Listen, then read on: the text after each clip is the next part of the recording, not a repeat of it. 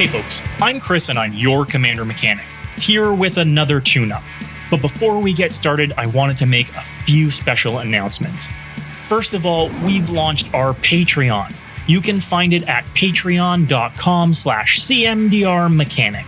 We've got support tiers for anyone looking to help the channel grow, and we thank each and every one of you in advance for your support. It's because of viewers and subscribers and patrons that we're able to improve and grow and do new things like our Let's Do a Brew podcast, the next episode of which is coming up soon. Also, if you want to submit a deck for a tune-up, you can email me at cmdrmechanic@gmail.com. You can find me on Twitter at cmdrmechanic, or you can comment on this or any one of our videos. I'll read them all. So now, let's take a look at what's in the workshop today. Viewer Jirali Shu keeps it simple, asking, "Can you help me out? This deck isn't meant to be a very good deck, but I enjoy the gimmick way too much." Oh wow, you really don't see Kurkesh often. These M15 monocolor legendaries remind me a lot of the monocolor legendaries we just got in M21. Super neat with little niches to build fun decks around. Kurkesh here has a triggered ability. You can pay an extra red mana to double up on any artifact activations. He's pretty simple. What else do you expect from an ogre? But can do a lot with some of the cards you don't often see in the format. So this deck lends itself heavily to artifacts. You might consider this a colorless red deck, much akin to what you'd see a Duretti Scrap Savant play. But instead of cheating things into play, you're cheating activations. You've got a lot of fun things in this deck, but I can see how you'd get stuck without a lot to do. You've got almost no turn 1 plays, and only one of your turn 2 plays, Mind Stone, ramps. We've got a ways to go to get you to that really heavy 4 casting cost spot. We need to mind that mana curve. Your commander is 4 casting cost, but so is a lot of your deck. That means you're often going to be torn between casting your commander, a card that works with your commander, or activating an ability. Let's shoot to make things easier for your decision making. You've got some real cute stuff in here, like Keening Stone, Oracle's Vault, and Clock of Omens. We'll see if there are ways to take more advantage of these or find better versions of them. Now, what I find most interesting is that it seems you've got a small energy/charge counter/proliferate theme going on. I really want to lean into that for one very specific reason. And that reason is Aetherworks Marvel. It's not currently in your list, but it should be. This puppy can easily turn into 2 free spells a turn, and can do that really consistently. Between Gonti's Aetherheart and Aetherworks Marvel, along with Proliferate, we've got a real value engine here. Now, you've got Karn the Great Creator in the deck, but it seems you're missing his best friend, Mycosynth Lattice. Either because it doesn't fit your budget, or because this combo turns off all of your opponent's permanents, and that's a little mean. But that's a combo that should be considered. It's a game ender, a game winner. Consider it.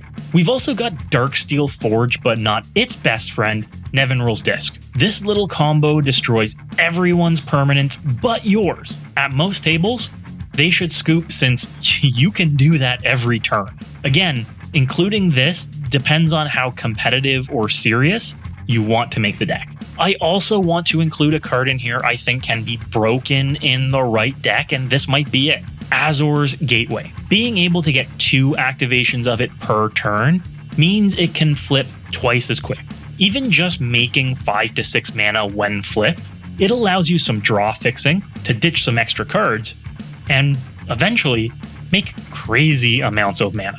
There are a few really key players you'll want to include that didn't make your original list. The first is Goblin Welder. Combined with some of Red's discard effects, this can turn a mana rock into a Darksteel Forge.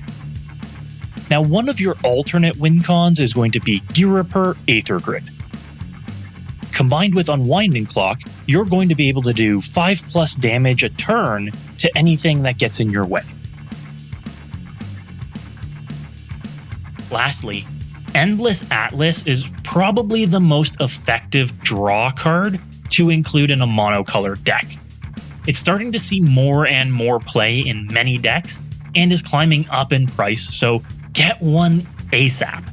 Here's our deck post changes. We're leaning into that energy, proliferate, activated abilities, and rushing one of our combos. Kurkesh helps smooth things along considerably, but it's not essential to the deck. You'll likely win several games through locking the board without needing Kurkesh, but that's fine. Some commanders are just meant to grease the wheels. We've got some more reliable card draw in the deck now, some lower to the ground ramp, and various flavors of, quote, tutors, end quote. We've turned the deck into an artifacts combo deck that can use Kurkesh to really amp up some of your activated abilities. Hopefully you still find it as fun as ever, but I understand that this may not be everyone's personal brand of fun.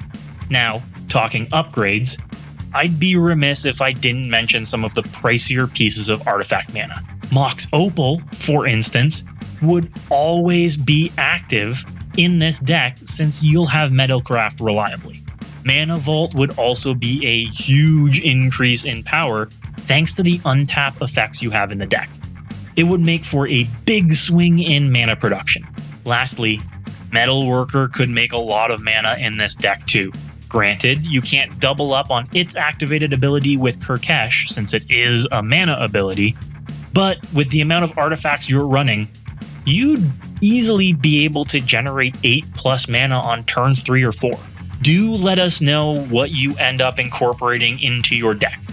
I may have taken it a little more powerful than intended, as game state locks should be considered game-winning combos. That makes this a solid 4 on my 5-point power scale. If anyone else has any suggestions for this deck, please leave your feedback in the comments. After all, deck building should be a collaborative effort. Until next time, good luck and have fun.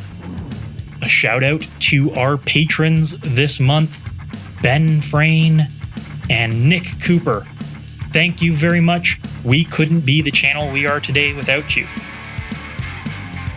All advice in this video is advice only. Commander is about having fun your way. Don't let anybody tell you how to play EDH.